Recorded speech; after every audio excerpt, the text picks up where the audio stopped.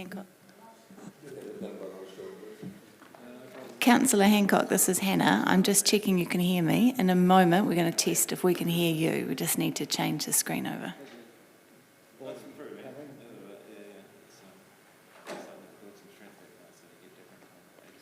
Good morning, sir. Can you speak to us?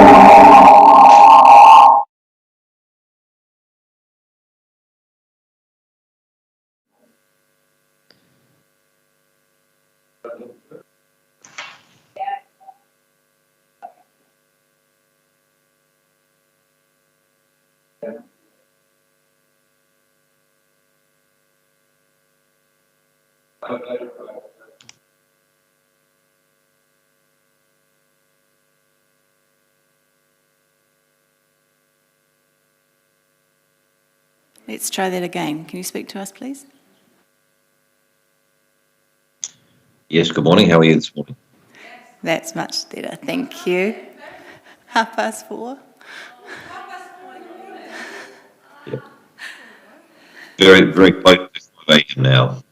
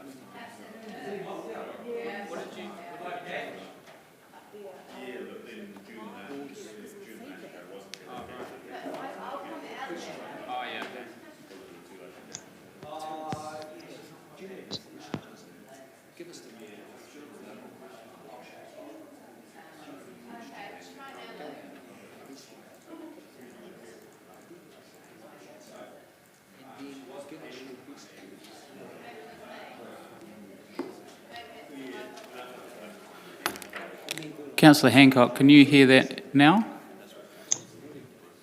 Yes, I can. Thank you.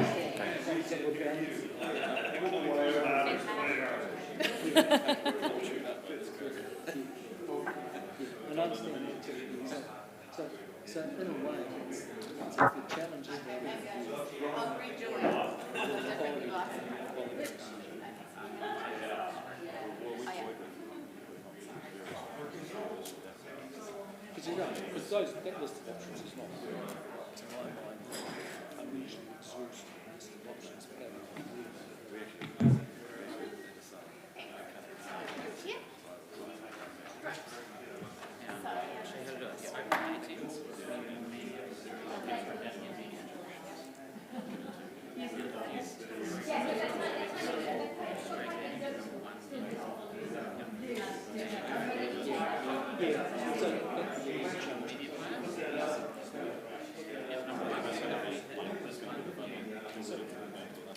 So the timings that we, in this meeting, will this part of the meeting be first received?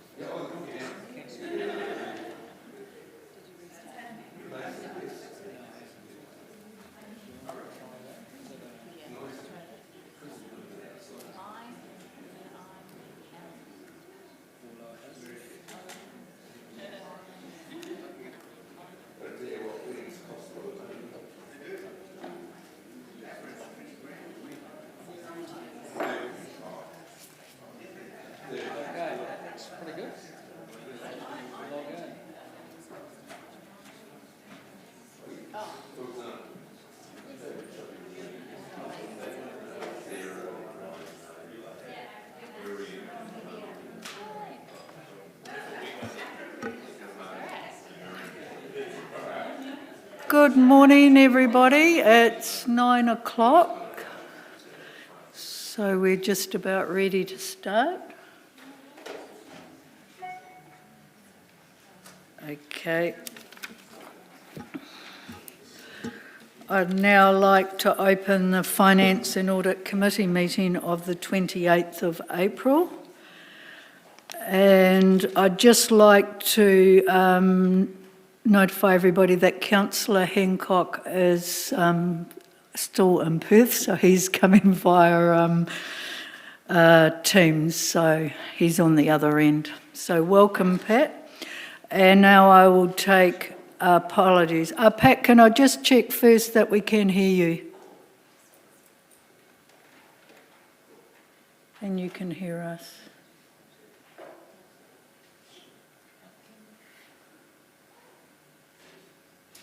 We can see you. Can you hear us? Yes, I can. Okay, that's great, and we can hear you, so I will now proceed. So we'll now take the apologies, and I have the Mayor for late arrival and Councillor Harpeta. Are there any other apologies? No, so I will move the apologies. I'll have a seconder. Thank you, Councillor Dennison, and we will vote.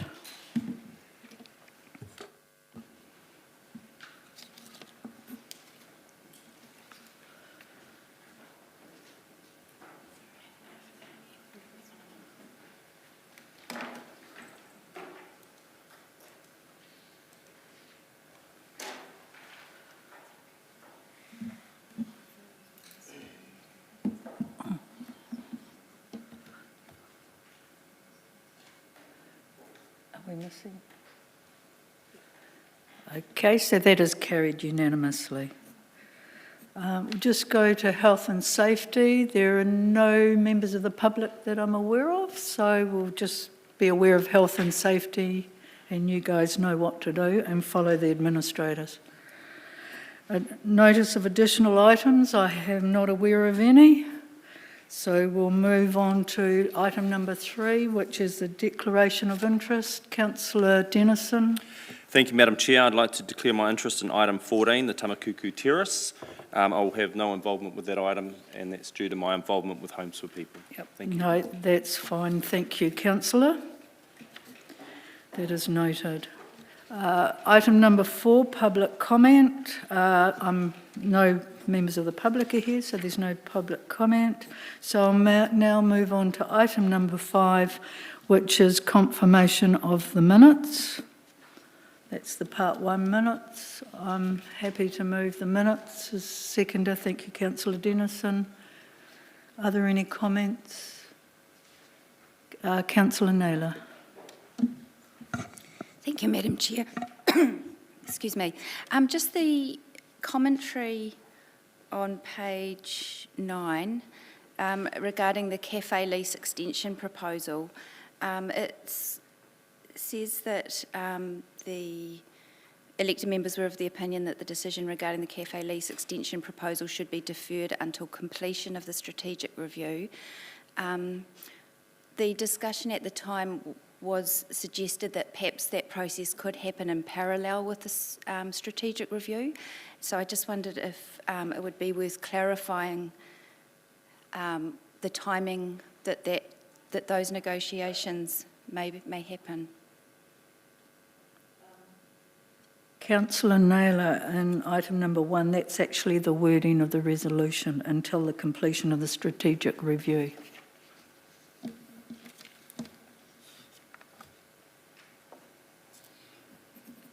There's note that the findings of a strategic review of the provisions will be reported back. So Yes, so that to me is in parallel.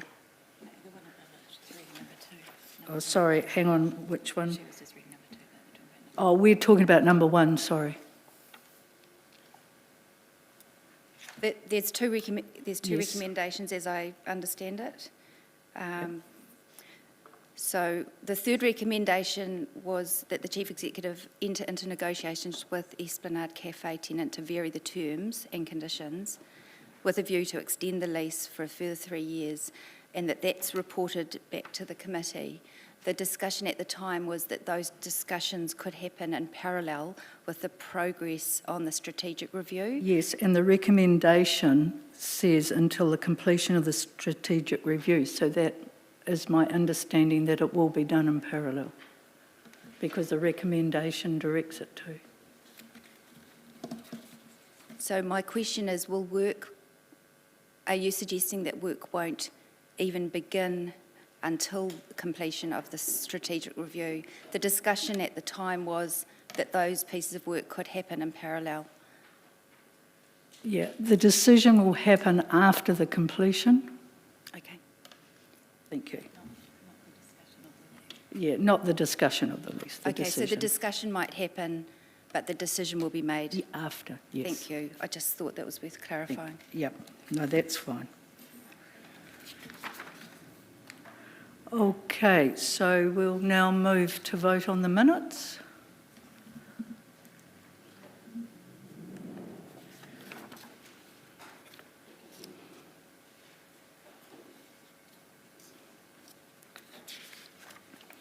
And that is carried 13 votes for with 1 abstention. And we're now on to item number 6, which is the Ashhurst Domain Scout Hall lease proposal, and that's presented by Kathy Dever-Todd and Bryce. So over to you when you're ready. And that is on page 17. Thank you. We'll take the report as read. Just to highlight that what you're doing here is exercising your delegated powers from the Minister of Conservation to enter into a lease. That is why this needs to come to Council for a resolution. Okay, thank you, Kathy. And up for questions, Deputy Mayor. Thank you, Madam Chair. Thank you, Kathy and Bryce. I've just got a question under the prescribed use of the property in the lease terms and the lease terms. So with the, I guess the proposal that we heard from Scouts at various stages when we had Mark Drury coming in and speaking to us, he talked about the opportunities for community groups to use the facility and for there to be other arrangements when they were not using it. But under the prescribed use of the property in 9.1, it's quite explicit that it's only for scouting purposes. And so if a community group, a holiday program, an after-school program that was under a different business or group, how does this provide flexibility for other uses? Yep, so it's a standard lease document with standard clauses. When we're talking about the prescribed use, we're talking about the main use, I suppose, or the primary use of it. So there's definitely complete flexibility for it to be used for all those other purposes, and we wouldn't be restricting that. But the primary purpose of it is for scouting activities, which is in line with what they're looking to do. So then with regards to the word solely, how does that provide for flexibility in terms of a primary use? Because those are quite different. Yeah, and a good point. As I said, it's a standard lease document. I'm happy to remove the word solely in the final version that gets signed and change it to primary, perhaps. I think just another comment, this is consistent with other scout halls around in the community, which you would be aware do also hire their scout halls out to other groups. Yeah, I think we have issues with our standard lease agreement wording. Thank you. Councillor Johnson. Thanks, Madam Chair. Thanks, Kathy and Bryce. Just a quick question. Throughout item 4, there are a number of recommendations in italics as a result of submissions, and my reading of the lease was that these have been incorporated in the draft lease that we've got with us today. Is that correct? Correct. And so has any discussion taken place with the Scout group about the changes in the lease that we're putting in as a result of submissions? Yes, this has been done in full consultation. Okay, and they're happy with that. Cool, thank you. Councillor Hancock. Yeah, thanks, Madam Chair, and thanks, Bryce. No, I just want to pick up on what Councillor Rutherford talked about just a few moments ago, and that's the prescribed use. In the document, it's referred to as being in Schedule 1, but I think only Schedule 3 is actually attached to the papers. So I just want some clarification on that. Thank you. Yep, the first schedule is basically one of the first pages. I think it's page number 3 of a lease, which talks about the main terms. And the very, very last point on that, it says prescribed use and says for scouting activities. So when it's referring to that, that's what it's referring to. And then clauses 9.1 through to 9.3 sort of dictate and talk about what that actually means. Thank you. Thanks, Madam Chair. Okay, thank you, councillor. Are there any other questions? There have been no questions. We will now move on to the recommendations. Does anyone want to move the recommendations? The Deputy Mayor, you happy to move both recommendations? And a seconder, thank you, councillor Naylor. And I'll open for comment. There being no comment. Oh, thank you, you may step down. There's no comment, so we'll go to vote.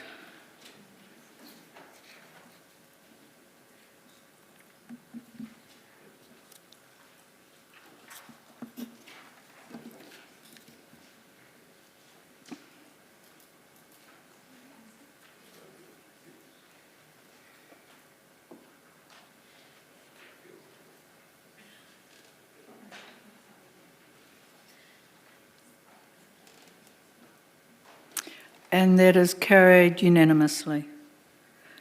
We will now move on to item number 7, and that's the Otira Park Palmerston North Pony Club branch lease proposal. And we have Bryce and Kathy back in the hot seat. Ready when you are. And that is on page 49.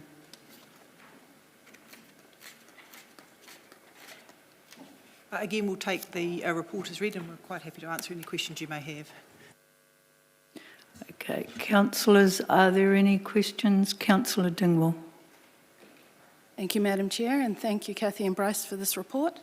On page 53, section 2.1, it talks about discussions of possible development of reserve land. Are you able to elaborate a bit on what those discussions have been in the past? I apologise, I missed. Which subsection are you referring to? So that was section 2.1 on page 53.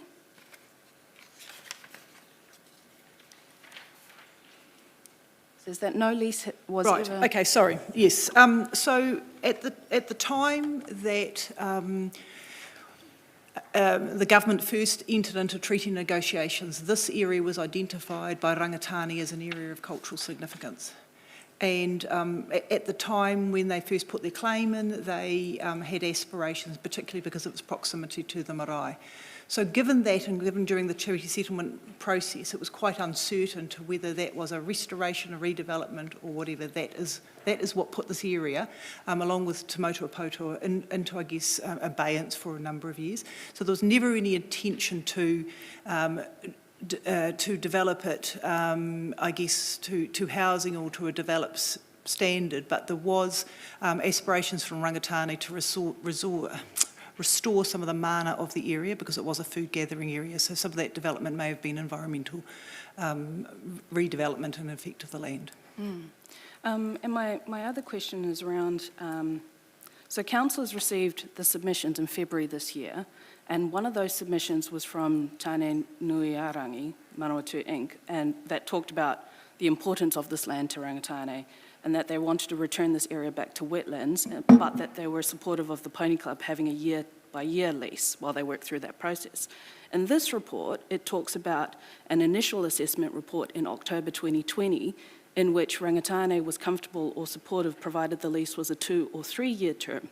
So which feedback is officers working with?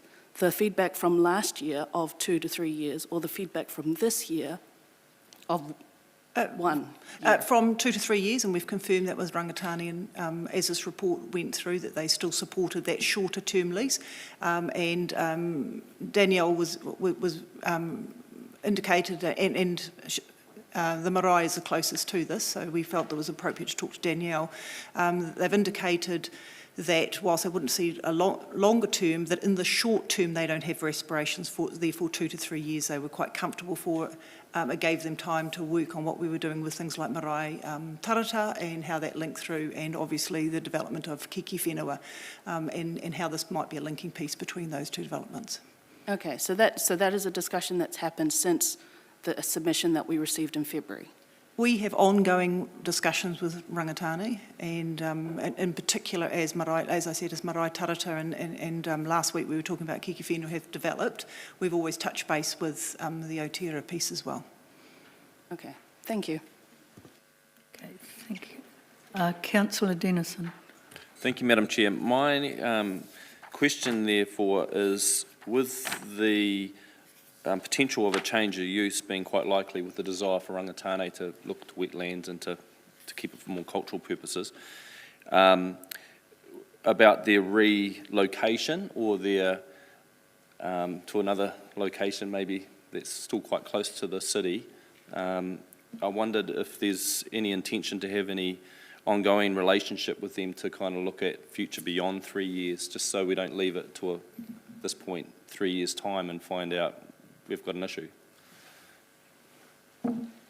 We have ongoing relationship management with all of our tenants, and in all these kind of situations, we'd be having ongoing discussions with them around that, and we're happy to sort of work with them accordingly around any kind of relocation option if it was required and when. I guess the other thing I'd just like to clarify for councillors, we have an arrangement with Sport Manawatu where they work with sports codes on their needs. Here we're acting as a landlord and a tenant. Going forward, if the sport wanted to look at a new site or extend, that is probably more appropriate that initial discussions with Sport Manawatu, so it's in conjunction with the work they're doing with other sports, and they're probably better placed to help them with some of that decision making. Thank you, Madam Chair. If comment now, or do you want me to hold? No, we'll move to comment shortly. There are no further questions, councillors? Okay, you may step down again. Thank you. So, you happy to move the recommendations, Councillor Dennison? And I'm happy to second. So, you're first in the queue. Thank you, Madam Chair. My comments were really only aligned to my question around moving forward with this 3-year lease, very comfortable with, but want to give the indication and keep the conversation around relocation, because it seems like a likely outcome at the end of the period, and to be proactive in that case rather than leave it just passively and then 3 years' time potentially ending up with an issue to rehouse them. Thank you. Councillor Dingwall. Thank you, Madam Chair. I agree with Councillor Dennison's points. I think the report says that the benefits of granting this lease is that it would provide security for the Pony Club to carry out its existing activities on the reserve and allow the Pony Club to plan to upkeep the club's facility. But, you know, to me, that's not entirely genuine, because we are probably going to want them to move on from that space and develop that into wetlands if we are going to be listening to what iwi aspirations are. So I'm a little uncomfortable with this lease, but having said that, if rangatane are supportive of it, then you know, I suppose it gives them time, but we really do need to make sure that it is a short-term lease, and that we do make steps towards trying to see the other uses of that land, especially with what the changes in government as well. So I'm going to support this today, but I think it is important that the Pony Club do potentially start looking at other options. Okay, thank you, Councillor. And there's no one else in the queue, so we will go to vote.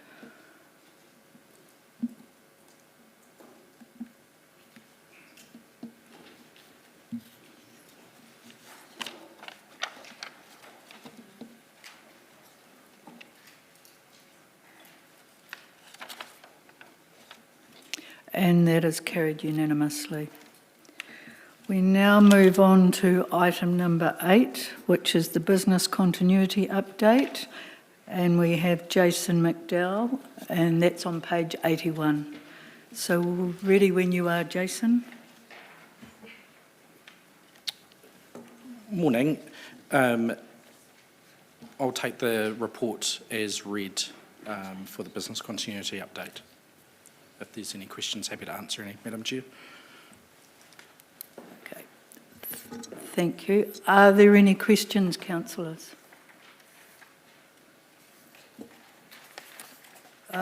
Jason, I had one. On page 83, the third item down, the confirming roles and responsibility of external partners. And I noticed that this is in process and overdue. And what I was wondering is, how does this impact our ability on the other items? Basically, if that's overdue, how does it impact on, like, the review of the crisis management response? Yep. So that particular recommendation that was given to us by resilient organisations was very broad. So there was a number of parts to that. So one part was a relationship with emergency services that's completely under control, but this is more as an example. It's not complete because the relationship between making sure that Massey University and, for example, Wild Base, making sure that those plans are interlinked really nicely, particularly for the wildlife care. So if our team aren't on site or their team's on site, how are we making sure we meet our obligations under the relevant acts? So it's more aligned with that area versus how it works with integrating into the rest of our plans. Okay, thank you. That clarifies that. And Mr. Armstrong. Thank you, Madam Chair. I had two questions. One of them's just been answered, but the other question was around the action on making continuity plans more enhanced and more useful and relevant. And really, I was just interested in if you could just summarise what exactly is being done, what are the changes that have been made, what's actually happening to achieve that outcome. Yeah, absolutely. So when I've looked at the plans and when working with resilient organisations, there was a number of the information that was in the plans wouldn't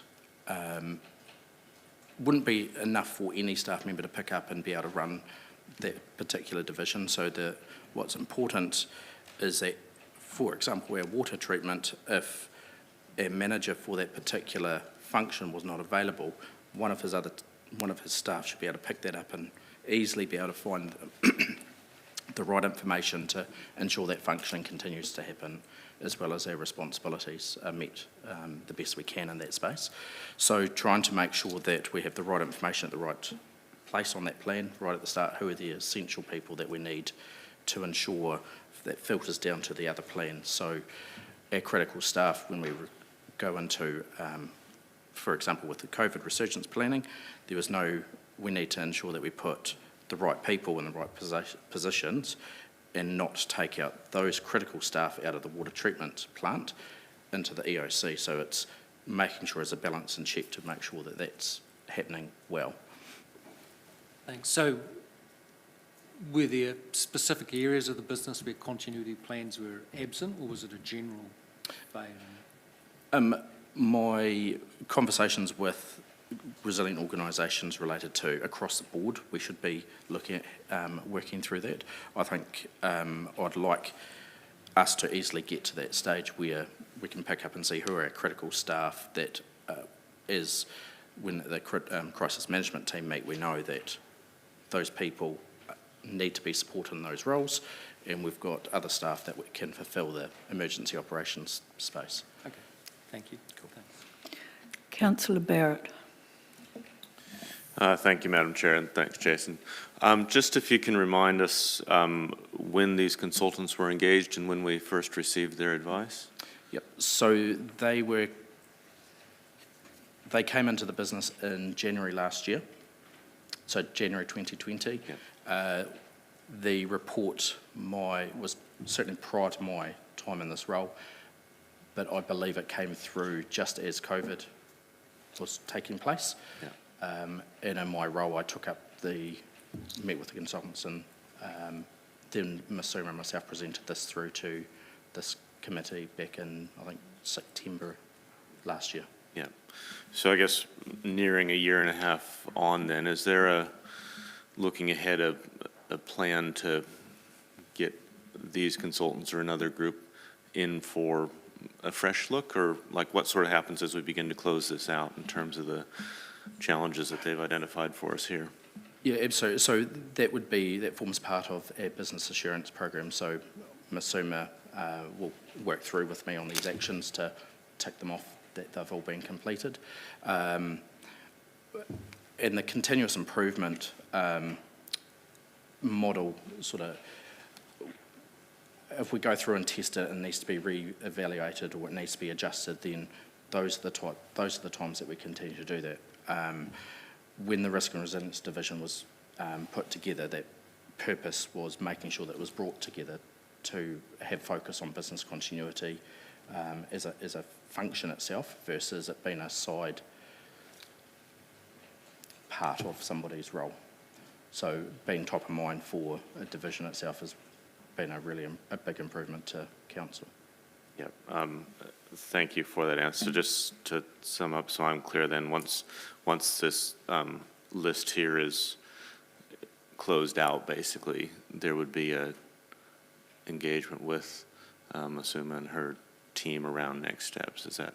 Yep, and there'd be an ongoing program for training through with our team and regular reviews of the existing plans. Great, thank you, Madam Chair. Thank you. Are there any further questions, councillors?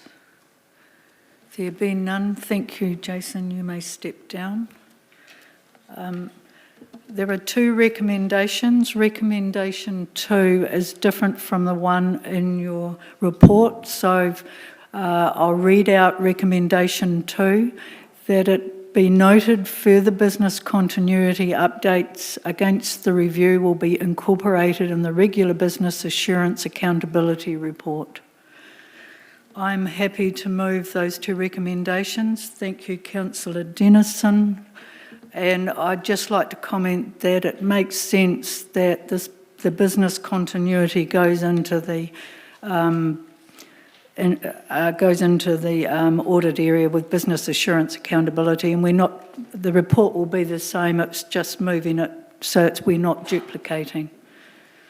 So with the two areas, the risk and resilience and the audit being two new areas, we're just trying to get them into the right place to save from duplication. So the reports will still be there. So are there any further comments? No, we will go ahead and vote.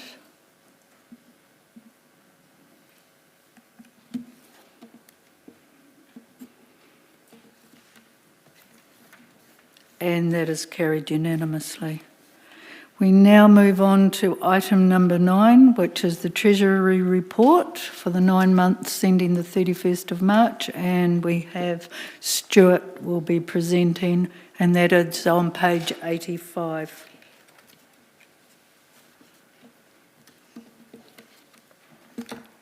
Ready when you are, Stuart. Thank you and good morning, and apologies for me presenting this. Steve is away having a well-earned week off. I don't have much to say other than I guess the Treasury analysis and our positioning around risk is continually evaluated. We met with our advisors a month or so ago. We're still in compliance with the current policy.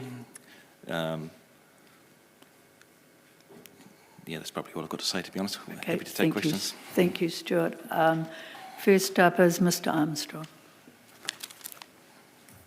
Thank you, Madam Chair. Thanks, Stuart. Just 2 questions.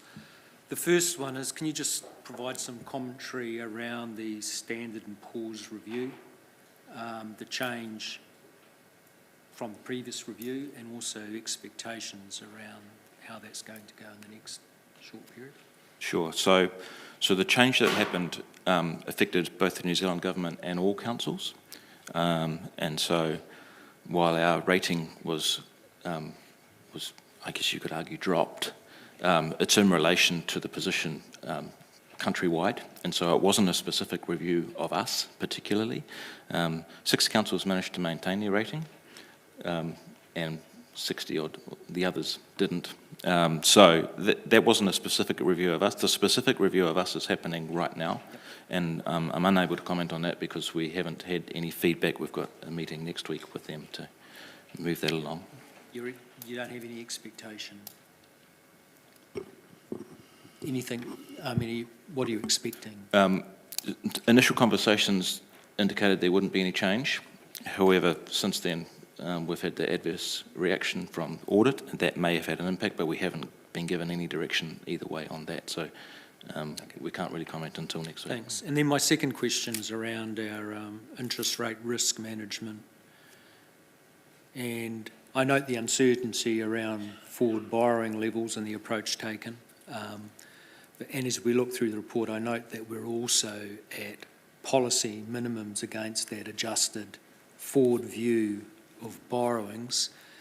But I'm just interested in what the thought process is, what would give rise to a change in that positioning, and what's the process that the management team are working through around managing that exposure, given our current position at policy minimums. Yep. So I would expect our current position to change over the next year or two.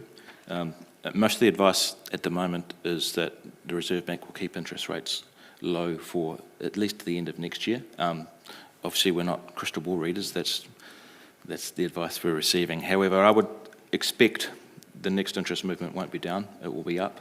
And I would expect over a period of medium term, we will shift to having more cover rather than the minimum at the moment. I think that's a reality.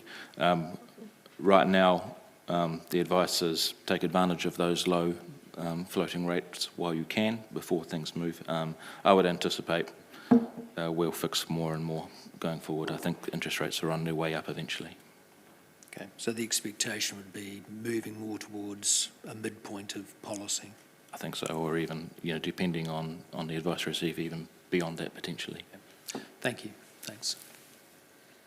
Thanks, Madam Chair. No further questions, councillors? No. Thank you, Stuart. We will now move. I'm happy to move the recommendations. Thank you, Councillor Naylor. Are there any comments? No, this is straightforward, so we will go to vote.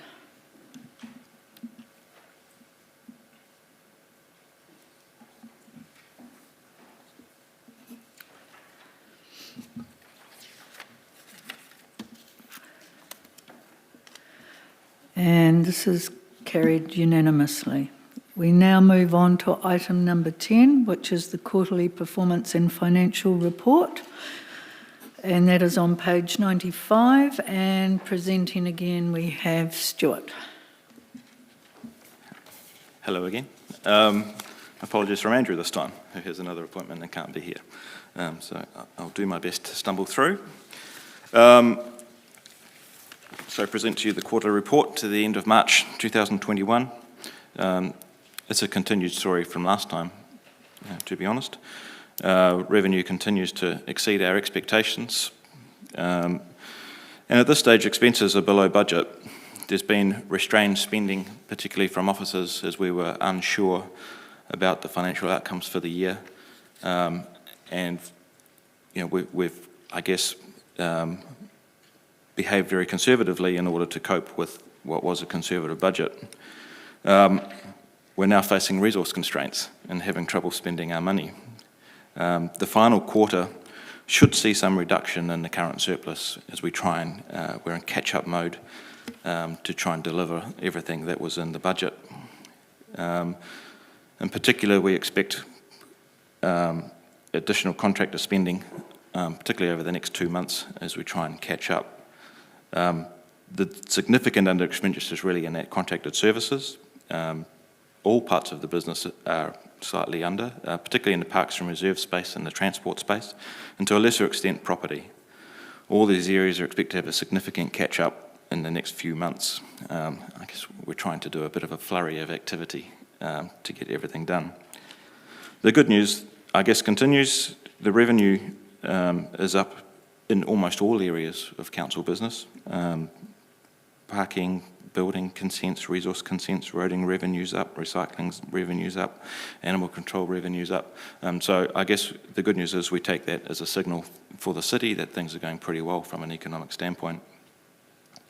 Long term, there are concerns about our ability to attract and retain staff and our ability to fund and engage contractors. It seems shortages of labour is a real issue being faced by everybody and not unique to PNCC. We're certainly not immune to the labour shortage, and those that read the newspapers every day will see that seems to be a countrywide problem.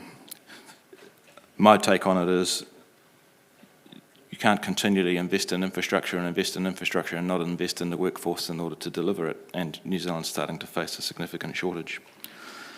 Capital spending is clearly affected by this to some extent. While there was a slight improvement in our spending in March, it's very unlikely we'll achieve our capital spending targets. Again, we expect a little bit of a pickup, but we don't expect this will be significant. Carry forwards, I guess, are already included and already indicated in the long-term plan. Further refinement will be proposed before the long-term plan is finalised.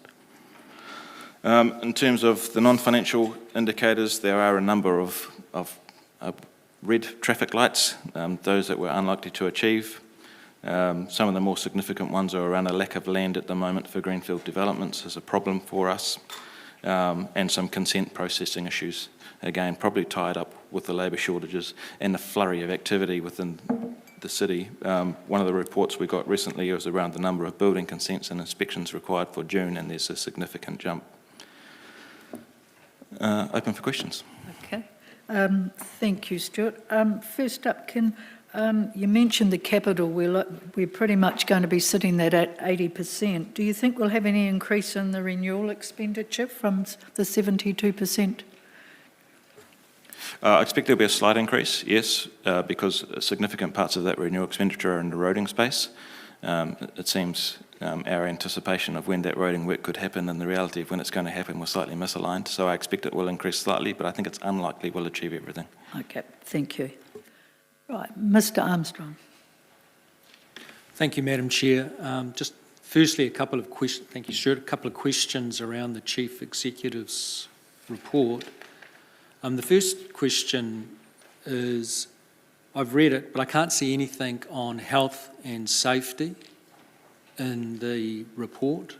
I know that for the last few meetings where we've received a more detailed report on health and safety, there have been a number of outstanding actions.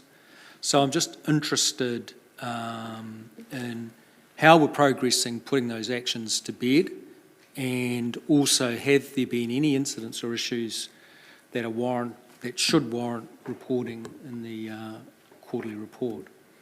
Yeah, I'll very quickly answer the first part and then hand to Patrick perhaps. We have a specific health and safety report at this meeting. However, our health and safety managers had a medical incident that's prevented that from happening, and so that's why health and safety doesn't have a specific report. The reason that the Chief Executive's report doesn't include comments on that is because we kind of expected a separate report to be available. Patrick's probably better placed than me to answer the other part of your question. Over to you, Patrick. Through you, Madam Chair. We continue to make progress on the 2017 audit actions, and you'll see in the next report a greater degree of granularity on what is outstanding, how much progress we're making, and what we're doing about closing the gap. In addition to that, within the period, we have initiated a number of broader safety reviews with particular focus in the infrastructure area where our people experience the critical risks that much of our focus is on. In terms of the numbers for the period of events or near misses, I can't remember them off the top of my head, but I can certainly circulate them with you all, and I do look forward to having our quarterly health and safety report, because I know there's quite a bit for us to bring to it this time. Okay, thank you. Thanks. Councillors, the report's on the work schedule for next month. Okay, thank you. And I'll just, Patrick, would you please pass on our best wishes to Alan? Right. Continuing, Madam Chair, comments around the deliverability review. I'm just interested in what level of confidence that that review is going to provide some mitigation for the pressures and constraints that are currently being faced, and just perhaps a bit of a flavour on how that's going. I might ask our Chief Infrastructure Officer to answer that question. So my question is, I've noted the comments in the Chief Executive's report around, I think the wording was a deliverability review. And I'm just interested in how the team are feeling around how that's going. What level of confidence do we have that we'll get some sort of mitigation around the cost and resource constraints that we're currently facing, and just generally an expectation of where that might end? Through the Chair. Well, exactly. The delivery review is to look at a few things. It's to look at what is scheduled and how, what is scheduled, what skills and resources we would need to deliver, and then what the constraints are in the market for those skills at the moment, and therefore potential cost implications of delivering some of that work. It's looking at the budgets that we've got in place at the moment that are going into the LTP. The intent on timing is that the delivery review outline is done before the LTP is finalised, so that if there are changes that we need to make because of the current market, or recommendations that we need to bring to councillors about deliverability with current market constraints, it will meet the same timing. Hopefully that answers your question. Well, I'd read that it may do, but I guess the reason that we were carrying out this review was because we were facing significant cost increases and an inability to put the resources that we require to work. And I guess at the heart of my question is, one thing's identifying the problem, but the other thing is coming up with a method of mitigating those issues, and I was really seeking more. Through the Chair, the mitigations, I think one of the main mitigations will be looking at how we bundle work to make it more attractive to large suppliers, to draw them into longer relationship type contracts. Another element of bundling the work into programmes will give us a bit more flexibility around some of the timing constraints where projects get caught up through things like consenting processes, so that we can make sure that we've still got deliverability at a programme level. We'll be looking at our internal resourcing and how that aligns with our future needs and demands. So there'll be sort of solutions that we look at for internal resourcing as well. And we're likely to, once we've got a really good handle of our work programme, to start liaising more. I've already started the conversations with other key construction clients in Palmy to understand where the other demand is, so that if necessary, once we understand what types of work we need to do when, we can change programmes to match, or to match our peaks with other people's troughs, if you like. Okay, thank you. Thanks. Review. I had a whole bunch of detailed questions, but I guess at the heart of it really was the expectation around the revised budget of operating surplus of whatever it was, $3 point whatever million. And I guess in short, when you look down, there's some significant expenditure step-ups in the last quarter that would be required to see that deficit or that surplus reduced from the current 8 million. So what's your sense on that? I mean, is that your current best number, or is it somewhat aged? And if you go through the report, there are some pretty significant examples. Employee REM, for example, is a significant step up in the last quarter. A number of project costs, Te Huringa, for example, is we're spending significant sums of money in the last quarter relative to what we've spent year to date. Yeah, so I'm just seeking a rangefinder around that. Sure. And just for clarity, the revised budget's not a forecast. Okay, It's so a revised it's a budget. revised budget. So the reality is, I guess when I made my comments earlier on, we don't expect that we'll catch up. I personally don't expect we'll catch up on that spending. There will still be a surplus at year end. I think the revenue story will continue as usual. The expenditure will pick up somewhat, but I don't expect we'll spend to the levels to which we'll reduce that surplus to nothing. We'll end the year with a surplus, there's no doubt about that. Okay. Thank you. Thanks, Madam Chair. Thank you. Councillor Johnson. Thanks, Madam Chair. Thanks, Stuart. I've just got some questions, first of all, about personnel, I suppose. So I see that we're year on year down about 30 staff compared to last year. How many vacancies are we carrying at the moment? Patrick. To you, Madam Chair. From memory, our figures at the end of March, we had just under 80 vacancies, of which we had 30 that were at different stages of active recruitment, and approximately 40 that were waiting for recruitment to commence. But just to be clear on what I mean by those, there's no hold on that from a structural sense.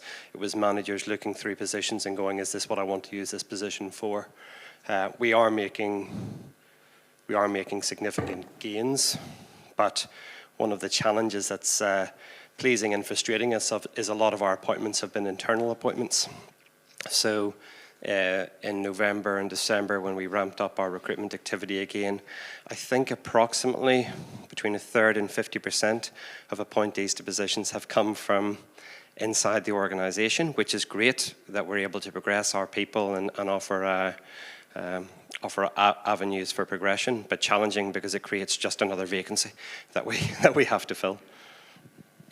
So this is probably still to you, Patrick. So looking at carrying 80 vacancies at the moment, how does that have an impact on our ability to do business as usual, carrying that number of vacancies? Through you, Madam Chair. Of course it has an impact. I mean, it's significant. It's a significant component of our workforce. We, as you know, we usually plan on around 12% of turnover. Averages are kind of useless, but on average for us over the past 5 to 10 years, that's been manageable. But we're carrying more than that. And some of those positions are hard to fill in general, and some of those positions are harder to fill as a consequence of what Stuart shared. You know, there's a lot of heat in the talent market. Manawatu is a thriving region, which makes competition for scarce talent really, really difficult.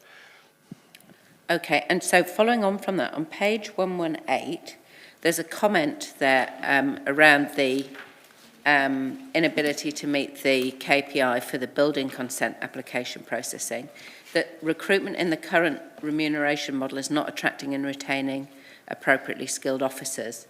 And that's something that we've been hearing for some time. So what changes are proposed to address that problem? Because it's not going to go away, is it? Again, through you, Madam Chair, and I think as shared with you all previously, we have undertaken a complete review of our remuneration framework. It is fair to say that that's overdue.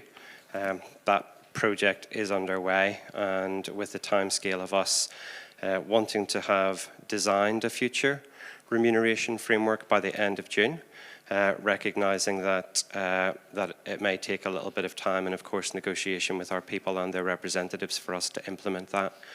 We do have a range of tactical measures in remuneration to respond to market pressures. And again, it's fair to say that this year we have probably had to make more use of market premium allowances, including in this building area, than we have had to previously. And the Kāinga Ora is one example of where we and many other building consent authorities are losing talent to that new agency. Okay, thank you. So I've just got questions on other topics, if that's okay. And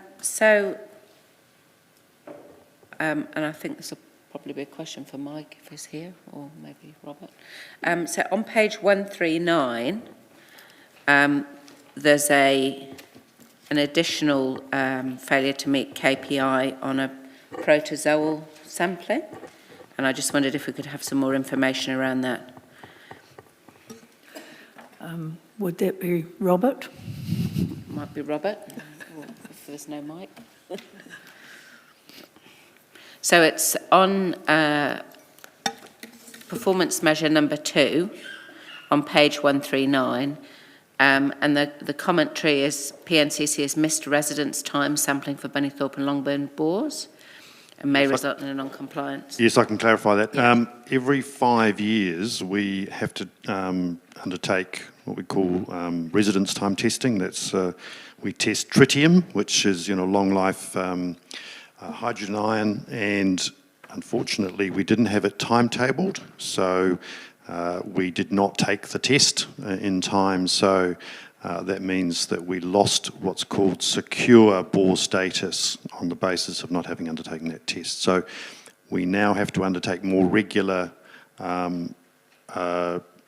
bacterial and protozoa testing, but we have now, we'll now get that test back in place. So it doesn't reflect on any unsafe drinking water, but it's a loss of that secure bore status on the basis of not having done that in time. So is there now something in place to calendar that for future? There is now. We have all the bores have calendared those 5 yearly tests with a 6 month prior to expiry date bring up. Okay, so while you're still standing up, Robert, the one above it, the previous quarter was a non-compliance. I see there's a non-compliance for this quarter as well. Is that just a continuing because there was one in the last quarter? There hasn't been any additional? No. We get an annual determination. So once you have one for the year, you've lost your status for the year. Okay, that's right. Yeah, that's what I thought. Thank you. And then I've just got some questions about the aviaries. So on page 109, which I suppose is Kathy. I don't know. So on page 109, there's some commentary around the exotic aviaries, and particularly around the temporary improvements. And it says budget constraints meant shelter improvements not completed. And I don't quite understand why we haven't got the budget to do some temporary improvements. So if someone could talk to that, that would be helpful. Kathy? So with the temporary improvements to the aviaries, we've done initial temporary improvements. Chris has then started operating those aviaries and said, actually, there's some more improvements we need. We've funded those improvements. They weren't budgeted items, but Chris has now come forward with some further improvements that he requires. We don't have budget for those. Okay, that's a good explanation. Thank you. That's great. And also, Kathy, while you're there, that's right. On page 126, we've got the under 5 swimming numbers reported, but there isn't any indication of a trend there. Do you, off the top of your head, know what the trend is in the under 5 swimming numbers? Or if not, I'm happy for you to send it through later. So the numbers are approximately the same as they have been previously. I'm just in the process of writing a green paper, so you should get that in your Friday compendium next week, which will give you an update on those figures. Great. Thanks very much, Madam Chair. Thank you, Councillor. Councillor Barrett. Thank you, Madam Chair. Just a couple questions. The first one's following up around the 80 vacancies, just to get an understanding of to what extent we're able to and are using additional consultant input to bridge some of those gaps.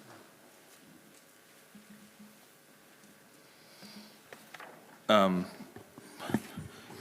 to give a precise answer because I confess to not knowing all the individual details, but it's fair to say, yes, consulting covers gaps, and certainly in the capital space and in the infrastructure space, there will be an increase in expenditure on consulting prior to filling those vacancies. So I guess the goal is to still deliver the services despite the vacancies, and we do that by using alternative resource. Yeah, thanks. So I guess the follow-up question there is there a connectivity within the reporting within the organization that links sort of how much vacancy we're carrying with how much additional cover we're needing to pull in from consultancies? Not really, not a direct link is the reality of the answer to your question. I guess we still have a goal of living within the budgets given to us.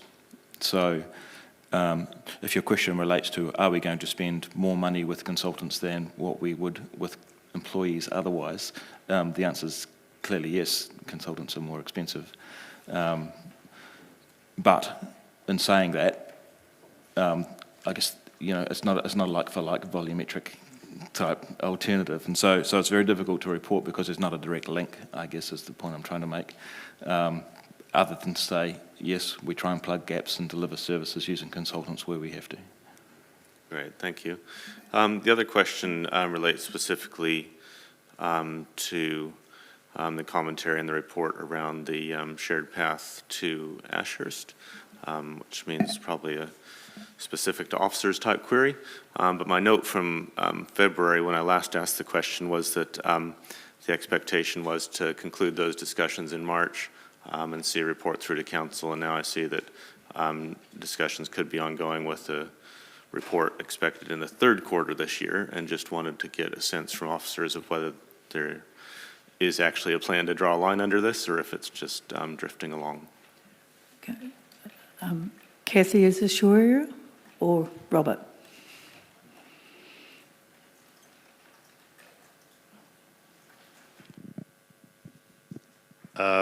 Officers, through you, Madam Chair, officers have taken legal advice about the approach to this process because it's really important that we follow a very deliberate process. So the legal advice is still being compiled, and part of that is that officers are also required to do an alternatives assessment. So there is actually more work to be done before we come back to council seeking a very firm resolution on which we can then proceed with the next stages. So be assured we still have a very deliberate intention around this process.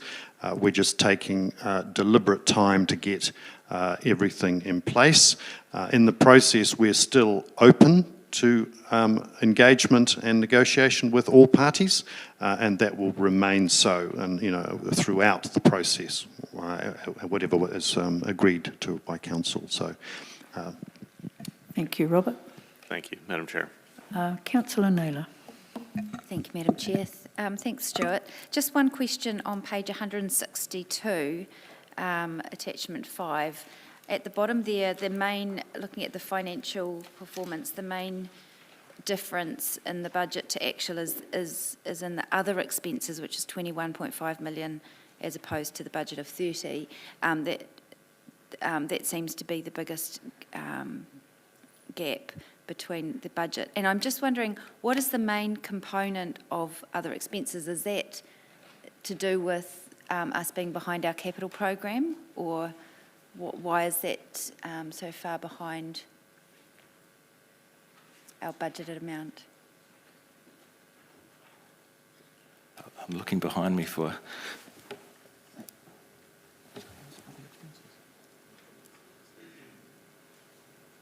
So, can you just give me 30 seconds? I'll just go and quickly ask Anna.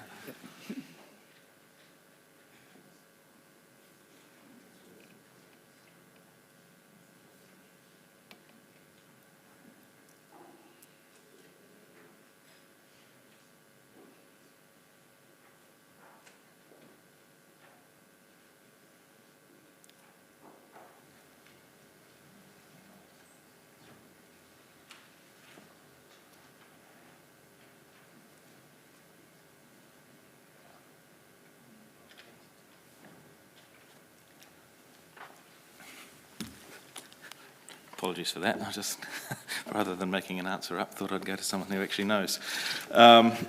Sensible. Glad to hear that. So in that is I guess the majority of, and the obvious answer is it's the majority of the things that are not in the lines above it. I guess the real reason for your question is why is it so far under budget? And that's because most of the significant areas of under expenditure are included in that. So contracted services is around $1.3 million.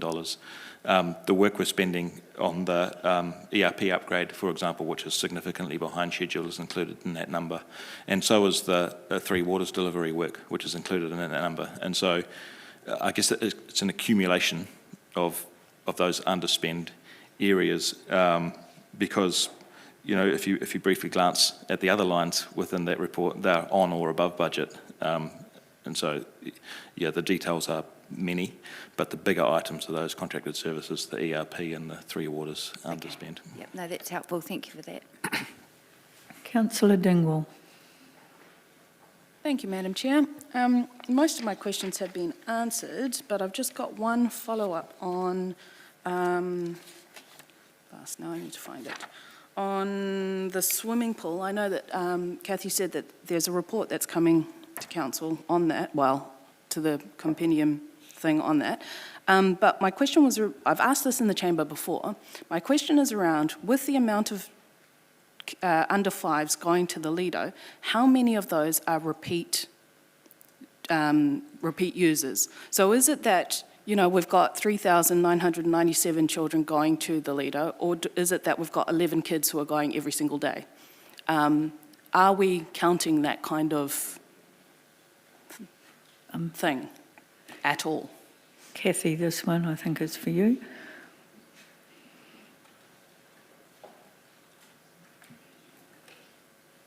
No, we're not counting whether the same children are coming back day after day. I think we would have issues with the Privacy Act if we were collecting such information.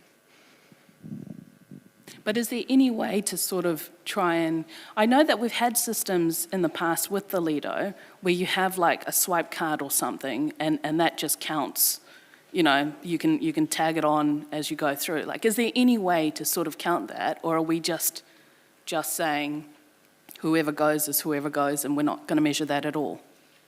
So, I mean, that's a good question. We collect data from our surveys which ask people about how often they visit the Lido, and we can use that data to see whether we've got, you know, people going quite often. The data that we collect, we have a database of people who use, who have cards to come through. The information that goes through the swiper is related to the card and not to the person. Again, I repeat, I think we would have Privacy Act issues if we were to use that information in a different way to identify whether that card belongs to a particular person and how many times that person has visited.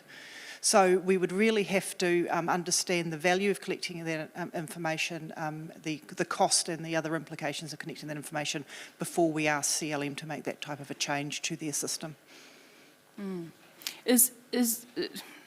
Do we have any systems that work on any other of our services in that way? I mean, because we do things like, is there a way to sort of do it, say, as part of, I don't know, what am I thinking here? So we can tell you how many times a person has been issued books at the library, but when a person registers to become a library user, they understand that and sign something understanding the way in which we're going to use that information. So we really have to carefully consider, again, the Privacy Act implications of that information and get agreement from people that we may use that information for those purposes. Obviously, understanding when people collect data on people, people nowadays are often concerned that that data will be sold to somebody else or used for advertising, or they'll be bombed with emails. Now, when people sign up for swimming lessons, when people have some sort of linkage to CLM, then they are prepared to be able to get newsletters, but we haven't gone that extra step to say we're going to use the data to understand what you're doing, how often you're doing it, and therefore use that information. So could we do any kind of investigations into having it where if you have the library card, that's when you get to have the free swimming, so that we can start to collect that kind of data? Or is that... Like, is there any kind of, what would be the process to go through to get something like that happening? Councillor, you would have to put a notice of motion through to collect that data. If that's what you're wanting, we would require. We would require it. Because what the officer is saying is that data is not available. So we would have to put it, if you particularly want to, you may want to put a notice of motion through. Okay, I'll leave it. Just, Sarah will. Through the chair, just to add, under the Privacy Act, any data that we capture, we have to tell people what we're going to use it for. So if we change the data use, then we have to go out and re-engage with anyone whose data we're capturing for whatever purpose we want to use that new data for, because we need their permission to use it for whatever we use it for. So if we start looking at different uses, it actually adds, we have to go and ask people again. We can't just use data for other things. Yes, that's fair enough. So I guess my question was the process, and the process is doing a notice of motion to ask for that to happen. Or an investigation on how you get it. Stuart, did you want to? Sorry, when I get the opportunity, I'll just correct my last answer slightly. Oh, okay. Yep. Cool, thank you. Perhaps I could jump in, with your permission, to Councillor Naylor's question. On reflection on the other expenses, I missed the biggest variation from budget, and that's the valuation on those swaps and loans that's contributing to that, what looks like an underspend, but it's actually not. It's you understand every month we value our loan pool against our swaps and the like, and so it's a big number. It's about $6 million, which explains, I guess, the gap that you were looking for. Thank you. Right. Have you finished your questions, Councillor Dingwell? Sorry, yes. Thank you. So Mr Armstrong. Thank you, Madam Chair. Stuart, just reflecting and perhaps re-articulating a question I asked earlier about the revised budget. I think you've indicated that your anticipation is that operating revenues, the top line of the financial statements, will truck along as it has been, but you're clearly expecting that there's going to be quite a significant step up in expenditure to see that surplus reduced. But to my mind, when I look at page 162, there has to be quite a very significant step up in expenditure. And if you look at employee remuneration, that has to step up quite significantly. And if you look at other expenses, that's a massive step change in the last quarter. So can you just, is that really likely to occur? No, it's not. No, it's not likely to happen. And that's why I made the comment earlier that I suspect we'll end the year with a surplus, a reasonably significant surplus. Potentially even a greater surplus than was sitting at to the end of March. Potentially, yes. Okay. I guess the message I was trying to give is that we will attempt to deliver all the services. There will be a ramp up in expenditure, but you're quite right, it won't be enough to put us in a break-even or deficit position. It may even be greater potentially than it's reported. Yep. Okay, thank you. Are there any further questions, councillors? There being none, thank you very much, Stuart. You may step down. Right, we will go to the recommendations. Just go to my page.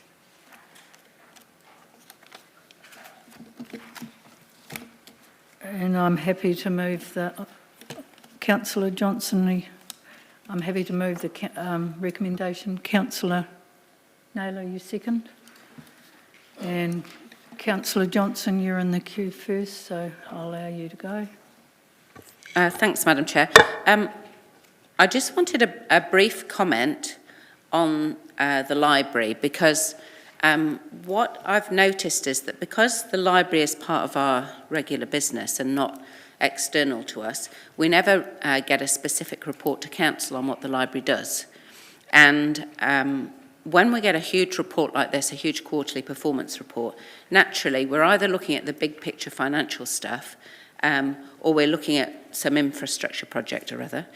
And feel that the work of the library goes pretty much unsung, so I've determined to do some singing for the library today, because when you look at page 128, there is an enormous list of programmes and events that the library has delivered, even in just the last quarter.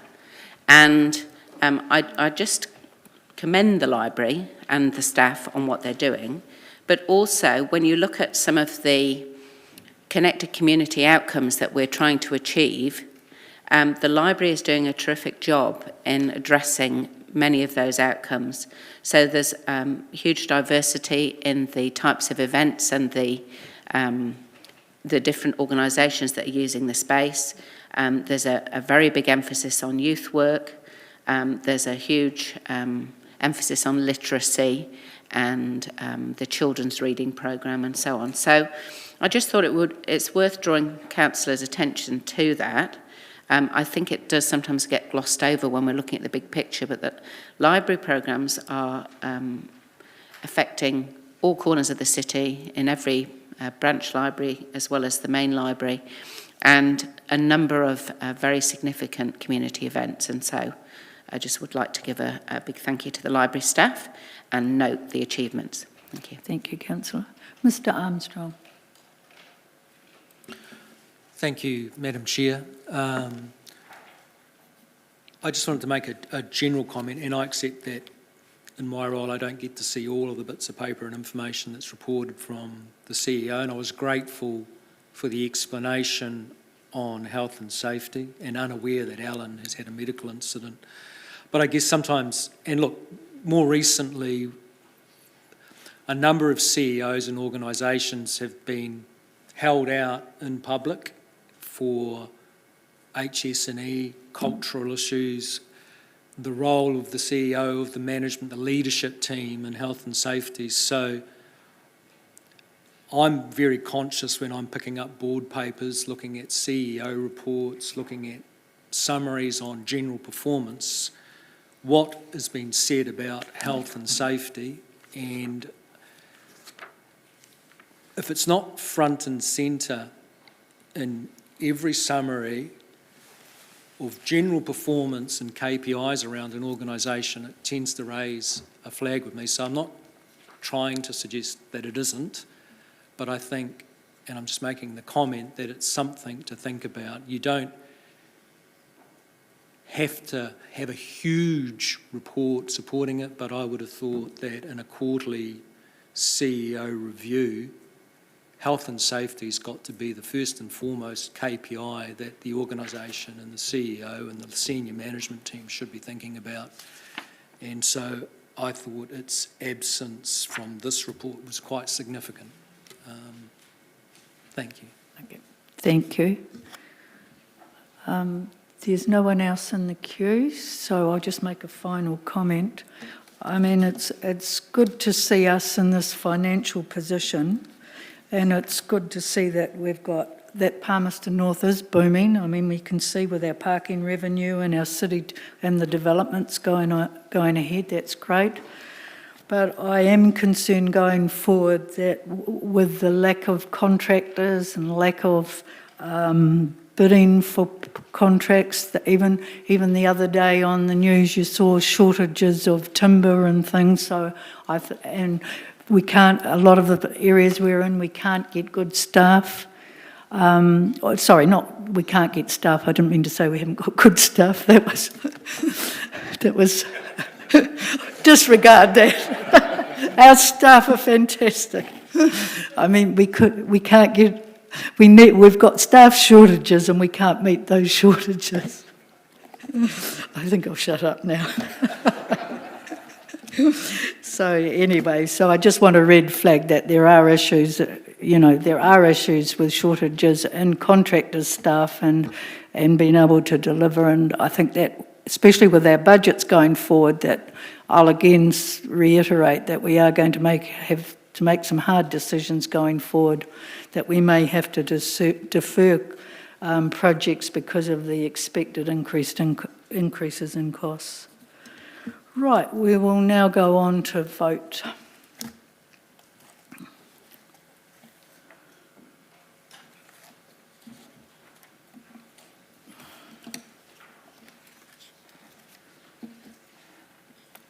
And that is carried unanimously. Right, we now go on to item number 11, which is the work schedule, and that's on page 69. I'll take the work schedule as read. Are there any questions? I'm happy to move the work schedule. Thank you, Councillor Naylor. No questions, so we will vote that we receive the work schedule.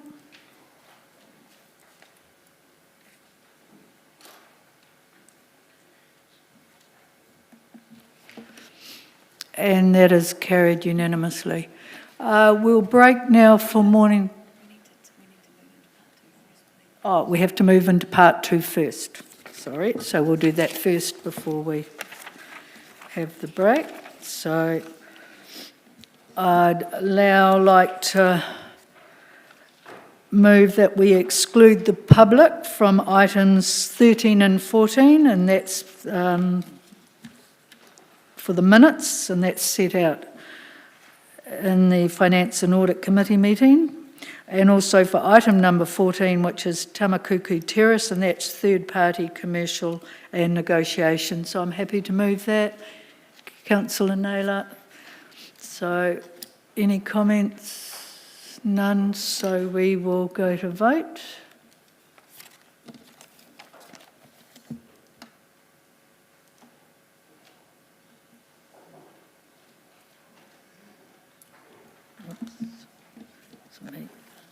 Sorry, it was me. And that is carried unanimously. So we'll now go to morning tea. So if you could please be back here at 25 to 11.